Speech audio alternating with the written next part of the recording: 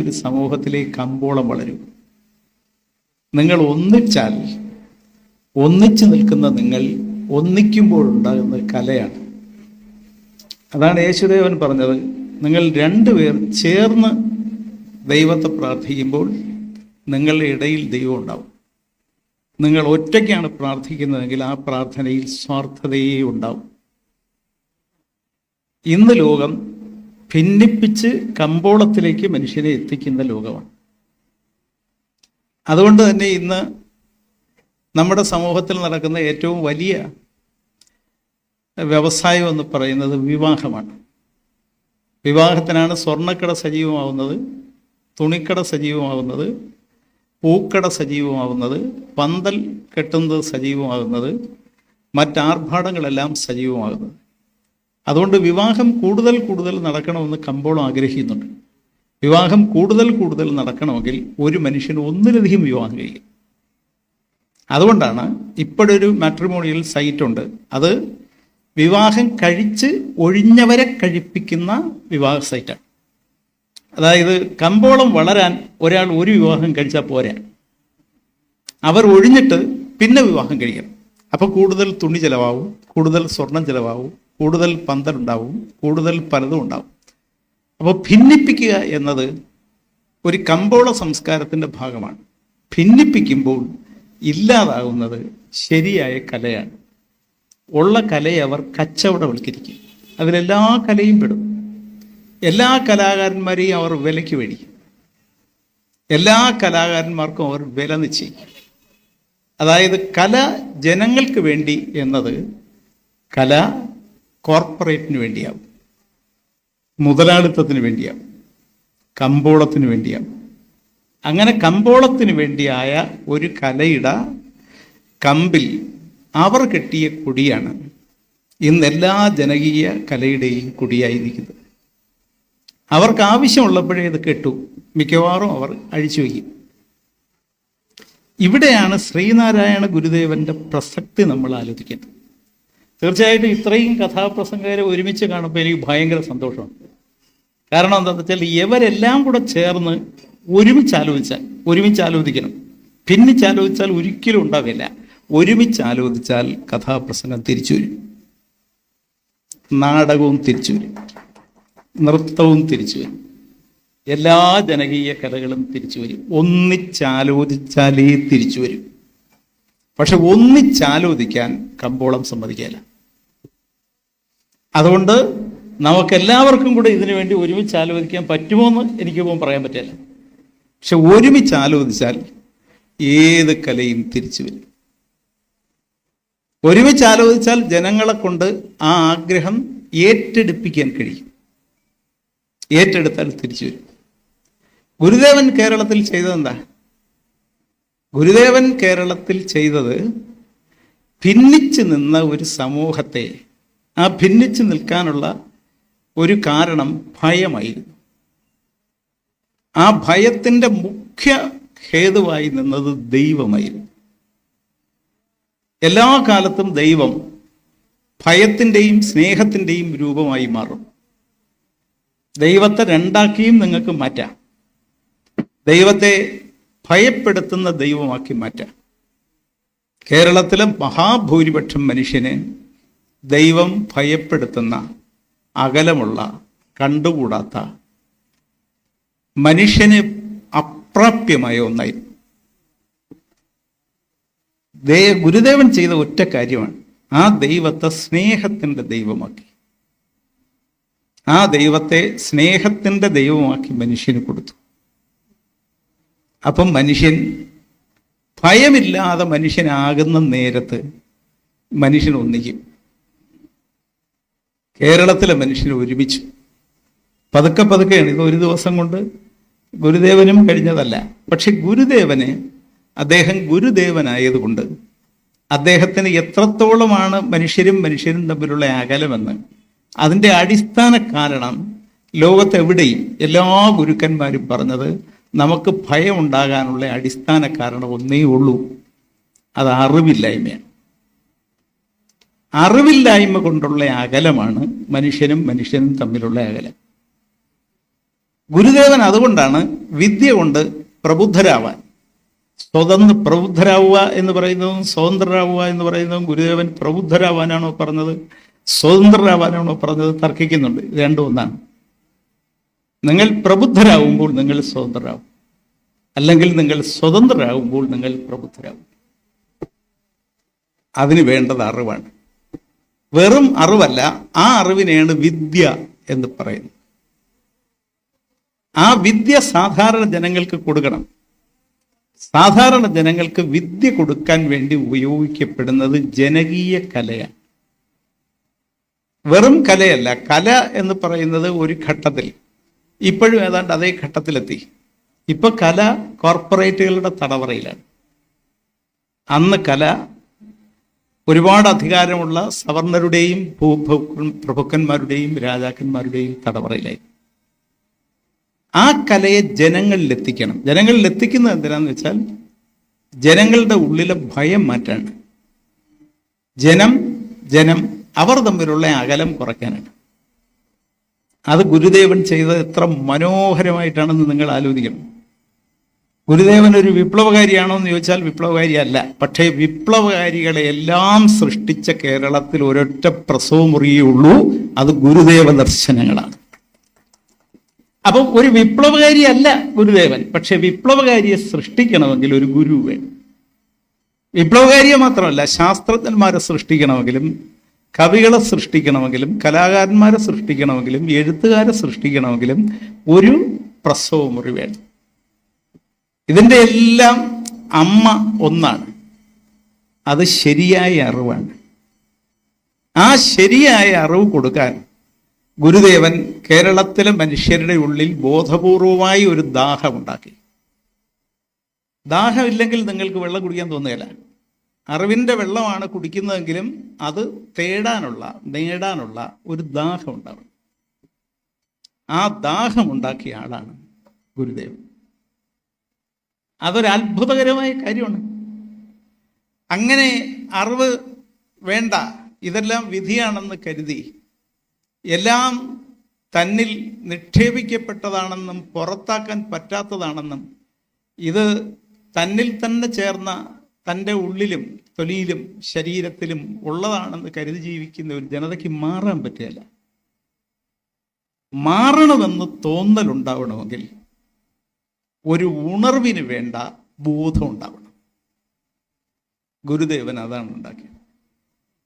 ഞാൻ ആലോചിക്കുന്നുണ്ട്, ഈ ഗുരുദേവൻ ഉണ്ടാക്കി ഇപ്പം ഹർഷൻ പറഞ്ഞു. ഈ ഹർഷൻ്റെ ഒരു കഥ ഞാൻ എൻ്റെ നാട്ടിൽ ഈ മീൻമുട്ടി എന്ന് പറയുന്ന ഒരു ക്ഷേത്രമുണ്ട്. അന്ന് ഹർഷൻ പഠിച്ചുകൊണ്ട് കണ്ടിരിക്കുകയാണ്, വളരെ കൊച്ചാണ്. അവിടെയാണ് ആദ്യം പോയി ഞാൻ ഹർഷൻ്റെ കഥ കേൾക്കും. അപ്പോൾ ഹർഷൻ്റെ കൂടെ ഹർഷൻ്റെ പിതാവിനിക്ക് തോന്നുന്നു പോലീസ് ഉദ്യോഗസ്ഥനാണ് അല്ലേ, അദ്ദേഹവും വന്നിട്ടുണ്ട്. അപ്പോൾ ദൂരെ ഇരുന്ന് കേൾക്കുകയാണ്. അപ്പോൾ എനിക്ക് ഒരുപാട് ആദരവും അത്ഭുതവും ഒക്കെ തോന്നുകയാണ്.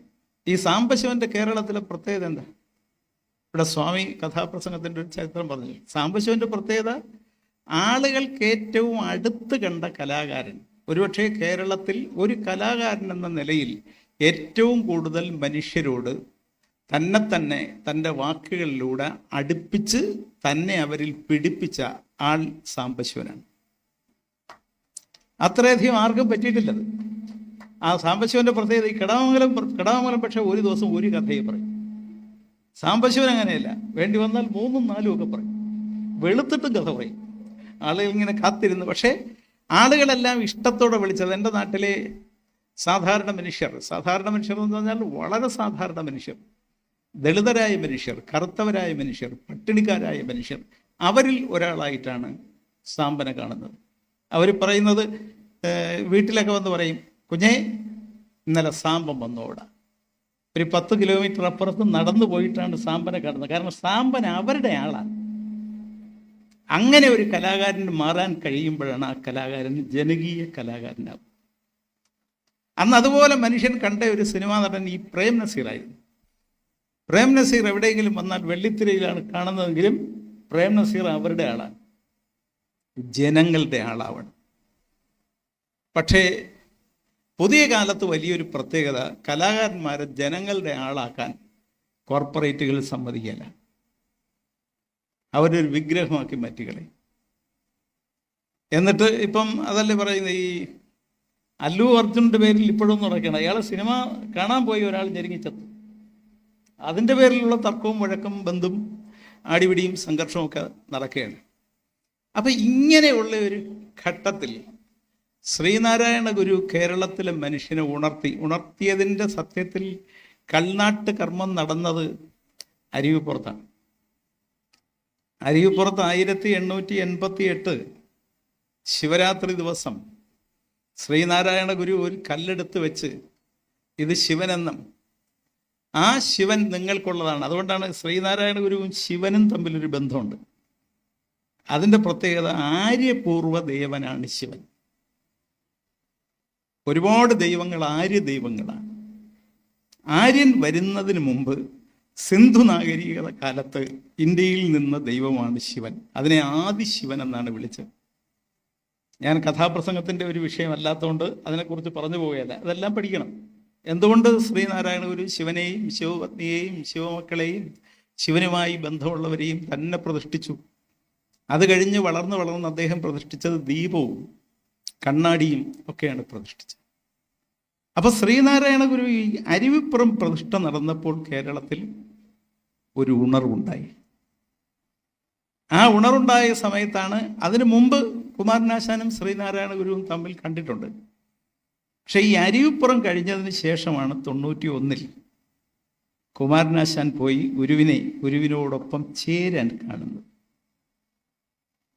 ആ കാണുമ്പോൾ കുമാരനാശാന് 18 വയസ്സാണ്, ശ്രീനാരായണ ഗുരുവിന് 36 വയസ്സാണ്. കൃത്യം പകുതിയാണ്. ഈ കൃത്യം പകുതി ഉള്ളപ്പോൾ തന്നെ കാണുന്നത് ഒരു അസാധാരണ കാഴ്ചയാണ്. 18 വയസ്സുള്ള ഒരാൾ പിന്നാലെ നടക്കാൻ പോയി 36 വയസ്സുള്ള ഒരാളെ കാണുന്നു. അറിവിൻ്റെ കാര്യത്തിലും അവർ ഒരു കണക്കിന് പകുതിയാണ്. ശ്രീനാരായണ ഗുരുവിൻ്റെ പകുതിയാണ് കുമാരനാശാൻ. പ്രായത്തിൻ്റെ കാര്യത്തിലും അന്ന് പകുതിയാണ്. ശ്രീനാരായണ ഗുരു കുമാരനാശാനോട് വരുന്നോ എന്ന് ചോദിക്കുകയാണ്. ആ ചോദ്യം കേൾക്കാൻ കാത്തിരുന്നത് പോലാണ് അദ്ദേഹം കൂടെ സഞ്ചരിക്കാൻ തുടങ്ങുന്നത്. പിന്നെ മരിച്ചാണ് പിരിയുന്നത്. അപ്പം ശ്രീനാരായണ ഗുരു അപ്പോഴത്തേക്ക് കേരളത്തിൽ പ്രായം ചെറുതാണെങ്കിലും അദ്ദേഹം മനുഷ്യൻ്റെ മനസ്സിൽ ഒരു അത്ഭുതമായി മാറിയിരുന്നു. ഏറ്റവും ജനകീയ സ്വഭാവമുള്ള ഒരു ഗുരുവിനെ, ഒരു സാമൂഹ്യ ഗുരുവിനെ കേരളം സ്വീകരിക്കുകയായിരുന്നു. അപ്പോഴാണ് ഒരു പ്രശ്നം വരുന്നത്. വളർന്ന് പോകുമ്പോൾ ആ പ്രശ്നം പരിഹരിക്കാനാണ് SNDP ഉണ്ടാവുന്നത്. പക്ഷേ SNDPയുടെ ചരിത്രമൊക്കെ പരിശോധിച്ചാൽ അറിയാം, ശ്രീനാരായണ ഗുരു അതിൻ്റെ പ്രസിഡന്റും ഡോക്ടർ പൽപ്പു വൈസ് പ്രസിഡന്റും കുമാരനാശാൻ ജനറൽ സെക്രട്ടറിയൊക്കെ ആയി. അതിൻ്റെ ശാഖകളൊന്നും അധികം കൂടിയില്ല. കാരണം അതിൻ്റെ വളർച്ചയ്ക്കൊക്കെ ഒരു പരിമിതി ഉണ്ടായിരുന്നു. പക്ഷേ ശ്രീനാരായണ ദർശനങ്ങൾക്ക് പരിമിതി ഉണ്ടായിരുന്നില്ല. അപ്പോൾ ഒരു കാര്യം അവർക്ക് ബോധ്യമായി, ഇതിങ്ങനെ അങ്ങ് വളരുകയല്ല. മനുഷ്യൻ ക്ഷേത്രം ഉണ്ടാക്കുമ്പോൾ ക്ഷേത്രത്തിലേക്ക് വരും. ക്ഷേത്രത്തിലേക്ക് വരുന്ന മനുഷ്യനെ ബോധപൂർവം പാകമാക്കിയില്ലെങ്കിൽ അവനെ പുതിയ മനുഷ്യനാക്കാൻ പറ്റുകയില്ല. എപ്പോഴും അങ്ങനെയാണ്. നമ്മുടെ മുമ്പിൽ ഒരാളെ കിട്ടുമ്പോൾ ആ ആളെ തിരിച്ചു പോകുമ്പോൾ കുറച്ചുകൂടെ വലിയ ഒരാളാക്കി മാറ്റണമെങ്കിൽ ദൈവത്തെ കാണാനേ മനുഷ്യൻ വരൂ. അത് മനുഷ്യൻ്റെ സ്വാഭാവികമാണ്. ഇപ്പോഴും അങ്ങനെയാണ്. ഗുരുവായൂർ ക്ഷേത്രത്തിൽ പോകുന്ന അത്ര ആളുകൾ ഇനി എല്ലാ പാർട്ടികളും കൂടെ ഒരുമിച്ച് സമ്മേളനം നടത്തി തേക്കങ്കാട് മൈതാനത്തിരുന്നാലും വരത്തില്ല. അത് ഗുരുവായൂരിൽ പോകും. ശിവഗിരിയിൽ വരുന്ന ആളുകൾ മുഴുവൻ വർക്കല മൈതാനത്ത് കൊണ്ടുവരണം രാഷ്ട്രീയ പാർട്ടികളെന്ന് തീരുമാനിച്ചാൽ അത്രയും വരികയല്ല. അത് സ്വാഭാവികമാണ്. അപ്പൊ ഗുരുവിനറിയാമായിരുന്നു ദൈവം വിളിക്കുന്നെന്ന് പറഞ്ഞാലേ മനുഷ്യൻ വരും. അതുകൊണ്ട് ഗുരു തന്നെ ഒരു ദൈവത്തെ സൃഷ്ടിച്ചു. പിന്നെ അന്ന് ഭൂമിയൊന്നും സാധാരണ മനുഷ്യർക്കില്ല. ഈടവർക്കും പിന്നോക്കക്കാർക്കും ഒന്നും കൈവശം ഭൂമിയില്ല. അപ്പോൾ ഉള്ളവർ ചില ഭൂമി വിട്ടുകൊടുത്തു, ചിലത് മേടിച്ച് ഭൂമി ഉണ്ടാക്കി. അവിടെയെല്ലാം ഗുരുദേവൻ പറഞ്ഞയച്ച സ്വാമിമാരോ ക്ഷേത്രങ്ങളുണ്ടാക്കി. എല്ലാ ക്ഷേത്രങ്ങളും ഗുരുദേവൻ ആഗ്രഹിച്ച പോലൊന്നുമല്ല. ചിലയിടത്ത് ഈഴവരുണ്ടാക്കിയ ക്ഷേത്രത്തിൽ ഈഴവർ പുലയരെ കയറ്റാൻ സമ്മതിച്ചില്ല. അതിൽ ശ്രീനാരായണ ഗുരുവിന് വലിയ പ്രതിഷേധം ഉണ്ടായിരുന്നു. ഞാൻ അതിൻ്റെ സംഭവങ്ങളൊന്നും പറഞ്ഞു പോവുകയല്ല. ഈ എറണാകുളത്ത് പൂന്തോട്ട ക്ഷേത്രം ഈ തൃക്കരിവായൂർ ക്ഷേത്രം ഇതൊക്കെ ഉണ്ടാക്കിയെങ്കിലും പിന്നെ അതിനൊക്കെ മാറ്റം വന്നു. അതല്ല വിഷയം എന്നുള്ളത് അതുപോലെ. അതായത് മനുഷ്യനെ ഒരുമിച്ചുണർത്തുന്ന, മനുഷ്യൻ്റെ ഇടയിലെ ഭിന്നിപ്പ് മാറ്റുന്ന ഒന്നാക്കിയാണ് ഗുരുദേവൻ ദൈവത്തെ കണ്ടത്. സവർണ വിഭാഗത്തിൽപ്പെട്ട എല്ലാം തങ്ങൾക്കുള്ളതാക്കാൻ തീരുമാനിച്ചവർ ഭിന്നിപ്പിക്കുന്ന ഒന്നാക്കിയായിട്ടാണ് ദൈവത്തെ കണ്ടത്. ശ്രീനാരായണ ഗുരുദേവനും അന്നത്തെ പൂജാരിമാരും അന്നത്തെ മഹാപണ്ഡിതന്മാരും തമ്മിലുള്ള വലിയ വ്യത്യാസം, ശ്രീനാരായണ ഗുരു ഒന്നിപ്പിക്കലിൻ്റെ ഒന്നാണ് ദൈവം. ബാക്കി അന്ന് ദൈവത്തെ കൈവശം സൂക്ഷിച്ചവർ ഭിന്നിപ്പിക്കലിൻ്റെ ഒന്നാണ് ദൈവം. അപ്പൊ ശ്രീനാരായണ ഗുരുവിന് മനസ്സിലായി, ദൈവത്തെ വന്ന് കണ്ട് തൊഴുത് അവരെ ഭാരം ഇറക്കി വെച്ച് പോയത് കൊണ്ട് അവർക്കൊരു വളർച്ച ഉണ്ടാവില്ല. അവർക്ക് അറിവ് കൊടുക്കണം. അറിവ് കൊടുക്കാനുള്ള ശ്രീനാരായണ ഗുരുവിൻ്റെ ആഗ്രഹമാണ് ജനകീയ കലകളിലേക്ക് അദ്ദേഹത്തിൻ്റെ വീക്ഷണത്തെ എത്തിച്ചത്. അപ്പൊ ജനകീയ കല എന്ന് വെച്ചാൽ എല്ലാ കലയും ചേരും. എല്ലാ കലയിലും ഉള്ളത് ഒരു ജനകീയ സ്വഭാവമുണ്ട്.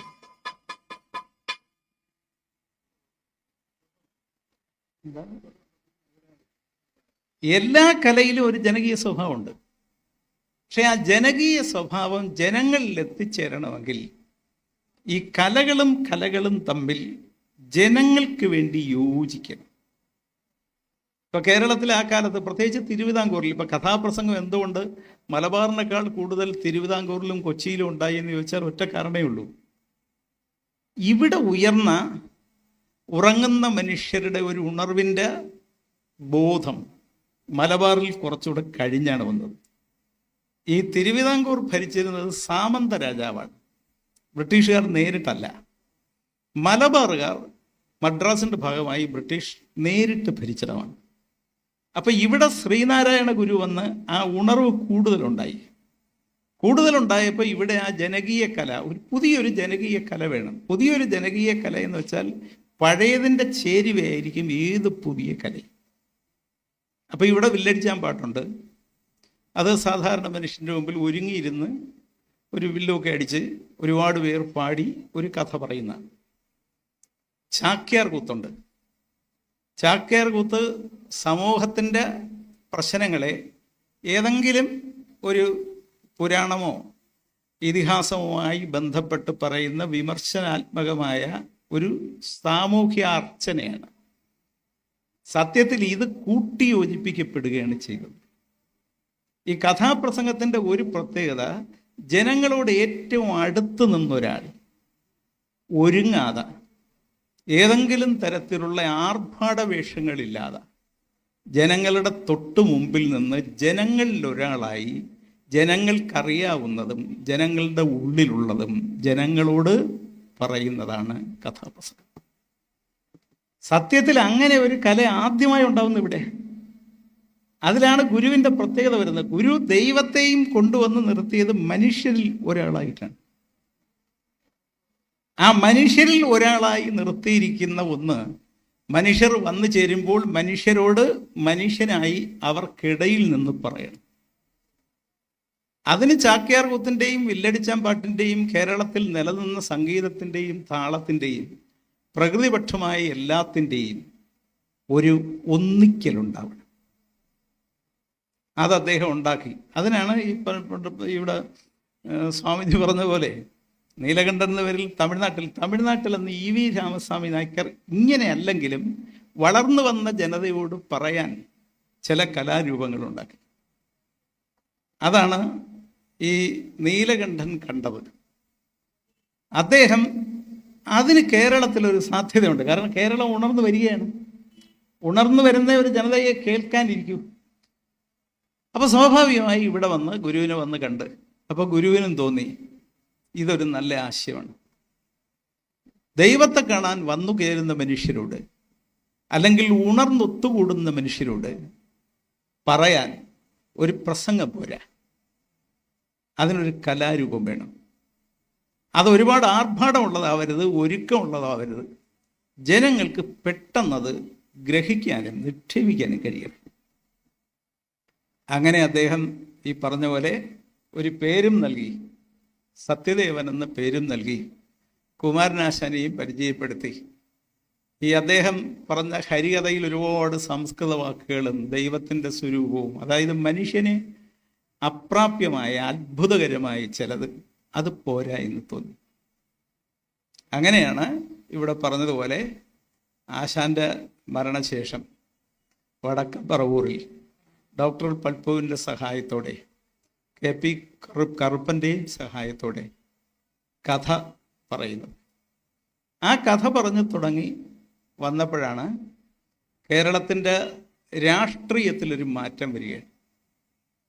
സാധാരണ മനുഷ്യൻ രാഷ്ട്രീയത്തിലേക്ക് പ്രവേശിക്കുകയാണ്, തൊഴിലാളി സംഘടിക്കുകയാണ്, മനുഷ്യൻ ഒത്തുചേരുകയാണ്, അവന് വേണ്ട പാട്ടുകൾ എഴുതുന്ന ആളുണ്ടാവുകയാണ്. കുമാരനാശാന്റെ പിന്നാലെ ചങ്ങമ്പുഴ ഉണ്ടാവുന്നു, വയലാറുണ്ടാവുന്നു, ONV ഉണ്ടാവുന്നു, ഭാസ്കരൻ മാസ്റ്റർ ഉണ്ടാവുന്നു, പലരും ഉണ്ടാവുകയാണ്. ചെറുകഥ എഴുതുന്നവരുണ്ടാവുകയാണ്. മനുഷ്യൻ്റെ കഥ എഴുതുന്ന ഇന്നലെ മരിച്ച MD പോലുള്ള ആളുകൾ മനുഷ്യൻ്റെ കഥ എഴുതുകയാണ്. ആ രാഷ്ട്രീയ ബോധത്തിൻ്റെ കൂടി ഇളക്കം കേരളത്തിൽ അടങ്ങാത്ത തിരകളായി മനുഷ്യ മനസ്സിൽ ഇങ്ങനെ നിൽക്കുന്ന സമയത്ത് കഥ കേൾക്കാനുള്ള, രാജാവിൻ്റെ കഥയേക്കാൾ അവൻ്റെ തന്നെ കഥ കേൾക്കാനുള്ള, അവനെ തന്നെ ഒരു കഥാപാത്രത്തിൽ കാണാനുള്ള മോഹം മനസ്സിലുണ്ടായ മനുഷ്യൻ്റെ മുമ്പിലാണ് സാംബശിവനും കടാമംഗലം സദാനന്ദനും എല്ലാം വരുന്നത്. അവർ സത്യത്തിൽ കേരളത്തിലെ ജീനിയസുകളാണ്. അതായത് എങ്ങനെയാണ് ആ സമൂഹത്തിന് വേണ്ടത് കൊടുക്കണമെന്നും അതിനൊരു ആലോചിക്കുമ്പോൾ, ഇന്നത്തെ ഒരു പ്രതിസന്ധിയെക്കുറിച്ച് ആലോചിക്കുമ്പോൾ ഒന്നുകൂടിയുണ്ട്. അതെന്താണെന്ന് വെച്ചാൽ കഥ കേൾക്കാൻ മോഹമുള്ള ചെറുപ്പവും സ്ത്രീകളും തൊഴിലാളികളും അന്നുണ്ടായിരുന്നു. അതിൻ്റെ പ്രധാനപ്പെട്ട കാരണം അവർ കൂട്ടുകുടുംബത്തിൽ വളർന്നതായതുകൊണ്ടാണ്. കൂട്ടുകുടുംബത്തിൽ വളരുന്ന ഒരു കുട്ടിക്ക് കഥ കേൾക്കാനുള്ള മോഹം ഉണ്ടാവും. അണുകുടുംബത്തിൽ വളരുന്ന ഒരു കുട്ടിക്ക് ആ മോഹം വളരെ കുറവായിരിക്കും. അന്ന് ദാരിദ്ര്യം കൊണ്ടുകൂടി ഒരു വീട്ടിൽ 10, 12, 16 ആളുകൾ ഉണ്ടായിരുന്നു. ആ വീടുകളിൽ വിശപ്പിന് പരിഹാരമായി അമ്മൂമ്മമാർ കൊച്ചുമക്കൾക്ക് മടിയിൽ കിടത്തി പറഞ്ഞു കൊടുക്കുന്നത് ഒരു കഥയാണ്. കഥ മനസ്സിൻ്റെ ആഹാരം മാത്രമല്ല, വയറിൻ്റെ വിശപ്പ് മറികടക്കുന്ന ഒന്നുകൂടിയാണ്. അപ്പോൾ വയറിന് ഒരുപാട് വിശപ്പുണ്ടായിരുന്ന കൂട്ടുകുടുംബങ്ങളിലെ കുട്ടികൾക്ക് കിട്ടിയത്, ആ വിശപ്പിന് അവർക്ക് കരയാൻ പറ്റാത്ത വണ്ണം അവരുടെ ഉള്ളിൽ ആസ്വദിക്കാൻ അമ്മമ്മമാർ കഥ പറഞ്ഞു കൊടുത്തു. ഈ 70 വയസ്സുള്ള ഒരാളിന് 7 വയസ്സുള്ള ഒരു കുട്ടിയോട് കഥ പറയാനേ പറ്റൂ. കാര്യം പറയാൻ പറ്റിയല്ല. കാര്യം പറഞ്ഞാൽ ഈ കുട്ടിക്ക് മനസ്സിലാവില്ല, കഥ പറഞ്ഞാൽ മനസ്സിലാവും. കുറച്ച് കഥകൾ കേട്ടാൽ പിന്നെ ആ കുട്ടിക്ക് ചിലർ ഈ മധുരം കഴിക്കുന്ന പോലെയാണ്, പിന്നെ കഥ കേൾക്കാതിരിക്കാൻ പറ്റില്ല, കഥയ്ക്ക് അഡിക്റ്റായി പോകും. ആ കാലത്ത് നമ്മുടെ സമൂഹത്തിൽ ജീവിച്ച ചെറുപ്പക്കാരിൽ പലരും കഥയ്ക്ക് അഡിക്റ്റായിരുന്നു. ഒരു കഥ കേട്ടേ പറ്റും. അത് 10 കിലോമീറ്റർ നടന്നു പോയാലും ഒരു കഥാപ്രസംഗം അല്ലെങ്കിൽ ഒരു നാടകം അല്ലെങ്കിൽ എന്തെങ്കിലും ഒരു കഥയുണ്ടെങ്കിൽ കേൾക്കും. കാരണം നമ്മുടെ സമൂഹം കഥയ്ക്ക് അഡിക്റ്റായിരുന്നു. കഥയ്ക്ക് അഡിക്റ്റായ ഒരു സമൂഹം സ്നേഹമുള്ള സമൂഹമായിരിക്കും. ഒരു കൂട്ടുകുടുംബത്തിൽ 70കാരന് അല്ലെങ്കിൽ 70കാരിക്ക് കൊച്ചുമക്കളോട് എന്തെങ്കിലും പറഞ്ഞേ പറ്റൂ. അവരോട് വിളിച്ച് അമേരിക്കൻ പ്രസിഡന്റിൻ്റെ കാര്യം പറയാൻ പറ്റില്ല, റഷ്യയും അമേരിക്കയും തമ്മിലുള്ള തർക്കത്തിൻ്റെ കാര്യം പറയാൻ പറ്റില്ല, LDFും UDFും തമ്മിലുള്ള സംഘർഷത്തിൻ്റെ കാര്യം പറയാൻ പറ്റില്ല. ഇതൊന്നും കൊച്ചുങ്ങൾക്ക് മനസ്സിലാവില്ല. കൊച്ചുങ്ങൾക്ക് കഥയെ മനസ്സിലാവും. അങ്ങനെ കഥ പറഞ്ഞു. ആ കഥ കേട്ട് കേട്ട് കഥ കേൾക്കാൻ കൊതിയുള്ള ഒരു സമൂഹത്തെയാണ് സാംബശിവന് കിട്ടിയത്. ആ സമൂഹത്തെയാണ് കടാമംഗലത്തിന് കിട്ടിയത്. ആ സമൂഹത്തിനാണ് ചെറുപ്പകാലത്ത് ഈ ഹർഷകുമാറിന് ഉൾപ്പെടെ എല്ലാവർക്കും കിട്ടിയത്. അവർ ഉറക്കം ഒഴിഞ്ഞിരുന്ന് കഥ കേട്ടു. അവർ രാത്രി വന്ന് പറമ്പത്തിരുന്ന് വന്നതുപോലല്ലാതെ ഒരു കഥയും മനസ്സിൽ പേറിയാണ്. ചിലപ്പോൾ അവരുടെ വയറിലൊന്നും കാണുകയല്ല, പക്ഷെ അതവർ സഹിക്കും. ഒരു കഥ കിട്ടിയാൽ അതും സൂക്ഷിച്ചവർ വീട്ടിലേക്ക് പോകും. ഈ 70കാരൻ്റെ 7 വയസ്സുകാരിയോട് കഥ പറയാനേ പറ്റൂ. എന്നാൽ ഒരു 35 വയസ്സുകാരൻ ഭർത്താവിന് 30 വയസ്സുകാരിയായ ഭാര്യയോട് കഥ പറയാനേ പറ്റുകയില്ല. കഥ പറഞ്ഞാൽ അവർ കഥയില്ലാത്തവരാവും. അതോടുകൂടി ചിലപ്പോൾ ബന്ധം പിരിയും. അതായത് പ്രായമായ ഒരാളിന് ഒരു കുട്ടിയോട് കഥയെ പറയാൻ പറ്റും, എന്നാൽ ഒരു ചെറുപ്പക്കാരിയോട് കഥ പറയാൻ ഒരിക്കലും പറ്റുകയല്ല. അതുകൊണ്ട് അവർ കാര്യമേ പറയൂ. ഇപ്പം അണുകുടുംബമാണ്, കാര്യമേ പറ്റൂ. മറ്റേ കൂട്ടുകുടുംബത്തിൽ കഥയെ പറ്റൂ. ആ കഥ കേൾക്കാൻ ആഗ്രഹിച്ച സമൂഹത്തെ അങ്ങനെ അമ്മൂമ്മമാർ സൃഷ്ടിച്ചു വിട്ടതാണ് സത്യത്തിൽ നമ്മുടെ കഥാലോകം വലിയ ലോകമായത്. അതൊരു രാഷ്ട്രീയ ലോകത്തിലേക്ക്, മറ്റു പല നന്മകളിലേക്ക് മനുഷ്യൻ പ്രണയിക്കാനും പരസ്പരം ബഹുമാനിക്കാനും സ്നേഹിക്കാനും പുതിയ പാതകൾ കണ്ടെത്തി നടന്നതെങ്ങനെയാണ്. ഇന്നത് തിരിച്ചെടുക്കണം. നമ്മൾ തിരിച്ചെടുക്കാൻ എനിക്ക് തോന്നുന്നു ഏറ്റവും നമുക്ക് ഗുരുവായി അംഗീകരിച്ച് ഒരു വിളക്കും കത്തിച്ച് വെച്ച് അതിൻ്റെ ചുറ്റിലുമിരുന്ന് ശ്രീനാരായണ ഗുരുവിൻ്റെ പടത്തിൻ്റെ ചുറ്റിലുമിരുന്നാൽ ഇന്നത്തെ കേരളവും ലോകവും കമ്പോളവൽക്കരിക്കപ്പെട്ടതാണ്. ഇന്നെല്ലാവരുടെയും മനസ്സിലുള്ള പേരുകൾ മാളുകളുടെ പേരുകളാണ്. കേരളത്തിൽ ഇപ്പോൾ ഒരുപാട് മാളുണ്ട്. പക്ഷേ കേരളത്തിൽ എത്ര മാള് വന്നോ അതിൻ്റെ 3 ഇരട്ടി സാധാരണ കച്ചവടക്കാരുടെ കച്ചവടങ്ങൾ പൂട്ടിപ്പോയിട്ടുണ്ട്. ഇതൊരു കഥയായി അവനോട് പറയണം. അന്നത്തെ കഥ അതുപോലെ ഇന്ന് പറഞ്ഞാൽ കേൾക്കുകയല്ല മനുഷ്യൻ. ഇന്നിൻ്റെ കഥയുണ്ട്. ഇന്നിൻ്റെ കലയിൽ കഥാപ്രസംഗം മാത്രം മതിയോ? കഥാപ്രസംഗത്തോട് നമ്മുടെ പൂർവകാല താളസംഗീത ബോധത്തിൽ നിന്ന് എന്തെങ്കിലുമൊക്കെ കൂട്ടുചേർക്കേണ്ടതുണ്ടോ? കഥയുടെ തന്നെ സ്വഭാവം പഴയതുപോലെ സങ്കീർണ കഥകളാണോ? ലളിതമായി പറയാൻ പറ്റുമോ? കുറച്ചുകൂടെ ചെറിയ കഥ സമയം ചുരുക്കാൻ പറ്റുമോ? കഥാപ്രസംഗം ഈ പറയുന്ന പോലെ പഞ്ചായത്തുകളിലും മുനിസിപ്പാലിറ്റികളിലും ബഡ്ജറ്റിൽ കലയ്ക്കൊക്കെ വേണ്ടി ഒരു പൈസ വയ്ക്കുന്നുണ്ട്. അതൊക്കെ കുറച്ച് ഫലപ്രദമായി വയ്ക്കാൻ പറ്റുമോ? അവിടെ പ്രായമായവരായിരിക്കും ആദ്യം ഇന്ന് ഏത് കല കേൾക്കാനും വരുന്നത്. കാരണം പുതിയ തലമുറയിൽ ഞാൻ പറഞ്ഞ കഥയ്ക്ക് അഡിക്റ്റ് അല്ല അവർ മയക്കുമരുന്നിന് അഡിക്റ്റാണ്, അവർ ക്രിക്കറ്റിന് അഡിക്റ്റാണ്, ചിലർ ഫുട്ബോളിന് അഡിക്റ്റാണ്. നമുക്കൊരു പരിചയമില്ലാത്ത ഈ അർജന്റീനക്കാരനായ മെസ്സിയാണ് കേരളത്തിൽ ഏറ്റവും കൂടുതൽ പരിചയമുള്ള ചെറുപ്പക്കാരൻ. അവൻ്റെ അയൽവക്കത്തെ ആളിൻ്റെ പേര് ചോദിച്ചാൽ ആ മെസ്സിയുടെ ഉടുപ്പിട്ട് നടക്കുന്നവനോട് അറിയാൻ പറ്റുകയില്ല. അച്ഛൻ്റെ പേരറിയാം, അച്ഛൻ്റെ പേര് പോലും ചിലപ്പോൾ അറിയാൻ പറ്റുകയില്ല, പക്ഷേ മെസ്സിയുടെ പേരറിയാം. അപ്പം ഇന്ന് നമ്മൾ വേറെ ചിലതിന് അഡിക്റ്റാണ്. ആ അഡിക്റ്റായ സമൂഹത്തിൽ പരസ്പരം ബന്ധിപ്പിക്കാൻ കല കൊണ്ടേ കഴിയൂ എന്ന തിരിച്ചറിവിൽ നമ്മൾ കഥാപ്രസംഗത്തെ പുതിയ തരത്തിൽ രൂപാന്തരപ്പെടുത്തും. ഞാൻ ഇടയ്ക്ക് പത്തനംതിട്ട ഒരു പരിപാടിക്ക് പോയപ്പം പടയണിയിലെ വാസുവൻപിള്ള സാറിനെ കണ്ടു. ഞാൻ വാസുവൻപിള്ള സാറിന് ചോദിച്ചു, സാറേ ഈ പടയണിയും തെയ്യവും കഥാപ്രസംഗവും ഒക്കെ കൂടെ കൂട്ടി യോജിപ്പിക്കാൻ പറ്റുമെന്ന് ചോദിച്ചു. എനിക്ക് പടയണിയെക്കുറിച്ച് വലിയ വിവരമൊന്നുമില്ല, പക്ഷെ സാറ് പറഞ്ഞു ഏതെങ്കിലുമൊക്കെ കൂട്ടി യോജിപ്പിക്കുമ്പോൾ മാത്രമേ ഒന്ന് തിരിച്ചു വരൂ. ഈ കൂട്ടി യോജിപ്പിക്കലിൽ നിന്ന് പുതിയതൊന്നുണ്ടാവും. അതൊരു മരുന്നാണ്. അത് ചിലപ്പോൾ ജനം പെട്ടെന്ന് സ്വീകരിക്കും. അപ്പോൾ അത് ഏതൊക്കെയാണ് എന്ന് നിങ്ങളെല്ലാവരും കൂടെ ഒത്തിരുന്ന് ആലോചിച്ചാൽ, ഇവിടെ വസന്തകുമാറും ഹർഷനും അയിലവണ്ണും കൃഷ്ണനും പിന്നെ തെക്കൻ ഭാവം വിശ്വംഭരനും വിമലയും എല്ലാം ഉണ്ട്. എല്ലാവരും കൂടെ ഒത്തിരുന്ന് ആലോചിച്ചാൽ എന്താണ് ജനത്തിന് വേണ്ടത്? ഇന്ന് ജനത്തിന് വേണ്ടത്, ജനത്തിന് അറിയാം വേണ്ടാത്തതാണ് വേണ്ടത്. കാരണം അവരെ കൊച്ചുങ്ങൾ പലതരത്തിൽ ചീത്തയായി പോകുന്നു എന്നവർക്കറിയാം. അവർ പലതരത്തിൽ സമൂഹത്തിൻ്റെ നന്മയുടെ വഴിയെ കൈകോർക്കുന്നില്ല എന്നവർക്കറിയാം. ദാമ്പത്യ ബന്ധങ്ങൾ തകരുന്നു എന്നവർക്കറിയാം. ആർഭാടം കൊണ്ട് സർവ്വതും മുടിയുന്നു എന്നവർക്കറിയാം. നമ്മുടെ കുട്ടികളിൽ വലിയൊരു പങ്ക് 12ാം ക്ലാസ് കഴിയുമ്പോൾ തന്നെ വീട് പണയം വെച്ച് വിദേശത്ത് പഠിക്കാൻ പോകുന്നവരാണ് എന്നവർക്കറിയാം. നമ്മുടെ സമൂഹത്തിലുണ്ടാവുന്ന വഴക്കുകളും അതിൻ്റെ പേരിലുള്ള സംഘർഷങ്ങളും തെറ്റാണെന്ന് അവർക്കറിയാം. ഒത്തുകൂടാൻ ലോകത്തൊന്നേ ഉള്ളൂ. മനുഷ്യനെ ഭിന്നിപ്പിച്ച് നിൽക്കുന്നവനെയും എതിർത്ത് നിൽക്കുന്നവനെയും ഒത്തുകൂടാൻ വേണ്ടി ഒരുക്കുന്ന ഒരു മന്ത്രം കലയിലുണ്ട്, കലയിലേ ഉള്ളൂ. അപ്പം അത് കേരളത്തിൽ ഒരു കാലത്ത് കഥാപ്രസംഗമാണെങ്കിൽ, കഥാപ്രസംഗം ഇവിടെ പറഞ്ഞ പോലെ, ഹർഷൻ പറഞ്ഞ പോലെ ഇന്നൊരു പ്രതിസന്ധിയിലാണ്. നാടകം ഒരു വലിയ പ്രതിസന്ധിയിലായിരുന്നു. ഞാൻ മനസ്സിലാക്കുന്നത് നാടകം തിരിച്ചു വരികയാണ്. നാടകത്തിന് ഇപ്പോൾ കാണികൾ കൂടുകയാണ്. പക്ഷെ കുറച്ചുകൂടെ നാടകം മാറേണ്ടതുണ്ട്. മാറിയാൽ നാടകം തിരിച്ചു വരും.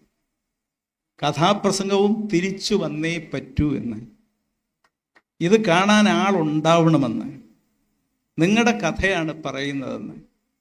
ആ കഥ ഇന്നലത്തെ കഥ മാത്രമല്ല, ഇന്നത്തെ ലോകത്തെ കമ്പോളം മനുഷ്യനെ ഇല്ലാതാക്കുന്ന, മനുഷ്യൻ്റെ മനസ്സിൽ നിന്ന് സ്നേഹത്തിൻ്റെ കടുകോളം അവൻ്റെ മനസ്സിലുണ്ടെങ്കിൽ അതിനെ കൂടി എടുത്തു കളയുന്ന, കമ്പോളത്തിലേക്ക് മനുഷ്യനെ എടുത്തെറിയുന്ന ഒരു സംസ്കാരത്തിനെതിരെ പൊരുതി അതിനെ തോൽപ്പിച്ചില്ലെങ്കിൽ ഈ കേരളത്തിൻ്റെ ഗ്രാമീണ നന്മകൾ, മഹാത്മാഗാന്ധി പറഞ്ഞതുപോലെ, അതാണ് നമ്മുടെ പിതാവും മാതാവും. ഈ ഗ്രാമീണ നന്മകളാണ്. ആ ഗ്രാമീണ നന്മകൾ കൊണ്ടുവരാൻ ഇന്നത്തെ തെറ്റിൻ്റെ ലോകത്തെ തെറ്റിൻ്റെ കഥ ശരിയായി പറയാൻ, ജനങ്ങളുടെ അടുത്ത് എന്ന് പറയാൻ, ഓരോ ദിവസം ഒരു കഥ പറയുമ്പോഴും കഥയ്ക്കുള്ളൊരു പ്രത്യേകത, കഥാപ്രസംഗക്കാരനുള്ളൊരു സൗകര്യം, കഥയുടെ മൊത്തം ഔട്ട്ലുക്ക് മാറ്റാതെ ഇന്നത്തെ കാര്യം കൂടി അവന് പറയാം. ഇന്ന് രാവിലെ ഉണ്ടായ കാര്യം കൂടി മനുഷ്യനോട് പറയാം. കഥയ്ക്ക് ആ സാധ്യതയുണ്ട് കഥാപ്രസംഗത്തിന്. അപ്പം അതിന് ശ്രദ്ധിക്കണം. ഗുരു കെട്ടഴിച്ചു വിട്ട ഒരു ജനകീയ കലയുടെ മുഖമാണിത്. അദ്ദേഹം ഒരു കാര്യം മാത്രമേ ആ ചരിത്രത്തിൽ സത്യദേവനോട് പറഞ്ഞുള്ളൂ, ഏത് പറയുമ്പോഴും സഭ്യമായി പറയുക എന്ന്. അത് ഈ സാംബശിവനും കിടാമംഗലവും ഒക്കെ ശ്രദ്ധിച്ചത് വലിയ അത്ഭുതമാണ്. അവരെല്ലാം പറഞ്ഞത് തമാശ പറഞ്ഞ് അവർ മനുഷ്യനെ ഒരുപാട് ചിരിപ്പിച്ച്, പക്ഷെ ആ ചിരിക്കകത്ത് ഒരു സഭ്യമല്ലാത്ത ഒരു ചതിയുടെ ഒരു വാക്കുണ്ടായിരുന്നില്ല. എല്ലാം സഭ്യമായിരുന്നു. ഈ മന്മഥൻ സാറിനെ കുറിച്ച് എനിക്ക് ഒരുപാട് ഇഷ്ടമുണ്ടായിരുന്ന ക്രിസോസ്റ്റം തിരുമേനിയും മന്മഥൻ സാർ ആദ്യത്തെ കഥാപ്രസംഗങ്ങളിൽ ഒരാളായിരുന്നു. മന്മഥൻ സാറും UC കോളേജിൽ, കൊല്ലം എസ് എൻ കോളേജ്, ഇവിടുത്തെ UC കോളേജ്, പിന്നെ തിരുവനന്തപുരം മഹാരാജ് കോളേജ്, തലശ്ശേരി ബ്രഹ്മം കോളേജ്, ഇതൊക്കെയാണ് കേരളത്തിലെ രാഷ്ട്രീയത്തെയും സംസ്കാരത്തെയും സാഹിത്യത്തെയും ഒക്കെ വലുതായി രൂപപ്പെടുത്തിയതിൽ സംഭാവന ചെയ്ത കോളേജുകൾ. ഇപ്പം UC കോളേജിൽ മന്മഥൻ സാറും ഈ ക്രിസോസ്റ്റം തിരുമേനിയും പഠിക്കുന്ന ഒരു കാലത്താണ്. അപ്പം മന്മഥൻ സാറ് ഒരു ആനിവേഴ്സറിക്ക് ഒരു കഥാപ്രസംഗം നടത്താൻ നിശ്ചയിച്ചു. എല്ലാ സഭകളും കൂടെ ചേർന്ന ഒരു സഭയാണ് ഈ UC കോളേജ് നടത്തുന്നത്. അപ്പോൾ ഒരു ഷേക്സ്പിയർ കഥാപാത്രത്തെയാണ് മന്മഥൻ സാർ അവതരിപ്പിക്കുന്നത്, ഒരു സ്ത്രീ കഥാപാത്രത്തെ. അപ്പോൾ ഈ ബിഷപ്പുമാരെല്ലാം വന്നിങ്ങനെ മുമ്പിലിരിക്കുകയാണ് കഥ കേൾക്കാൻ. അപ്പോൾ സാറ് ഈ ഷേക്സ്പീരിയൻ ഡെഴ്സിമോണായിട്ടാണെന്ന് തോന്നുന്നു, എന്തോ സുന്ദരി ഇങ്ങനെ വിശേഷിപ്പിച്ച് വരികയാണ്. അപ്പോൾ മൂക്കിനെക്കുറിച്ച് പറഞ്ഞു, ഇങ്ങനെ ചുണ്ടിനെക്കുറിച്ച് പറഞ്ഞു, താടിയെക്കുറിച്ച് പറഞ്ഞു, കഴുത്തിനെക്കുറിച്ച് പറഞ്ഞു. ഇത്രയും പറഞ്ഞപ്പോൾ ബിഷപ്പിരുന്ന് പിന്നെ മന്മഥൻ സാറിനോട് പറഞ്ഞു, ഇനി വേണ്ട, അതുവരെ മതി എന്ന് പറഞ്ഞു. അപ്പോൾ ഈ മന്മഥൻ സാർ പറഞ്ഞു, അങ്ങ് ബിഷപ്പല്ലേ? ആണ്. ഇതെല്ലാം കർത്താവ് സൃഷ്ടിച്ചതാണ്. ഈ സ്ത്രീയെയും കർത്താവ് സൃഷ്ടിച്ചല്ലേ? ആണ്. ഇപ്പം കർത്താവ് സൃഷ്ടിച്ചതിനെക്കുറിച്ച് ഞാൻ പറയണ്ടെന്ന് പറഞ്ഞാൽ അത് കർത്താവിനെതിരല്ലേ അച്ഛോ എന്ന് ചോദിച്ചു. അച്ഛൻ പറഞ്ഞു, നീ എന്തോ പറഞ്ഞോ, ഞാൻ പോകുന്നത്. അപ്പം ഇതുപോലെ കഥാപ്രസംഗത്തിൻ്റെ സാധ്യതകൾ കേരളത്തിൽ ഉപയോഗിച്ച, അതിൻ്റെ സാധ്യത കൊണ്ട് ഉറക്കത്തെ ചിരിയിലൂടെ ഇല്ലാതാക്കിയ, ഒപ്പം അകത്ത് ജനകീയ നന്മയുടെ ഒരു പൊരുൾ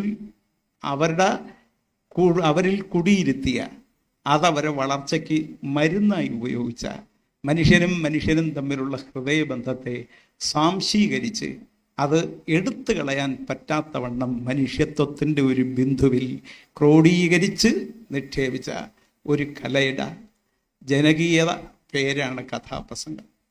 അതിൽ ഒരുപാട് പേരുകൾ നമുക്കുണ്ട്. ഞാൻ പറഞ്ഞതുപോലെ സാംബശിവനെ പോലെ, കിടാമംഗലത്തെ പോലെ, കൊല്ലം ബാബുവിനെ പോലെ, ഹർഷകുമാറിനെ പോലെ, ജോസഫ് കൈമാമറമ്മനെ പോലെ, KK വാദ്യാരെ പോലെ, NB മന്മഥൻ സാറിനെ പോലെ, ആദ്യം തുടങ്ങിയ സത്യദേവനെ പോലെ എത്രയോ പേരെ ഓർക്കുമ്പോൾ അത് ജനങ്ങൾക്ക് ഇനിയും സമർപ്പിക്കാൻ, അതിനെ പൂർവാധികം ശക്തിയോടെ ജനകീയമായി തിരിച്ചു കൊണ്ടുവരാനുള്ള ഉത്തരവാദിത്വം കഥാപ്രസംഗർക്കുണ്ട്. ഒപ്പം അതിനെ സ്വീകരിക്കാനുള്ള അതിലും വലിയ ഉത്തരവാദിത്വം കേരളത്തിലെ സാധാരണ മനുഷ്യർക്കുണ്ട്.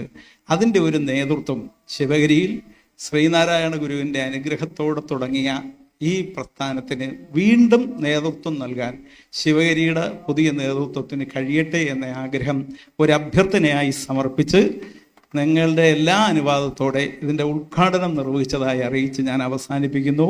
അഭിവാദനങ്ങൾ.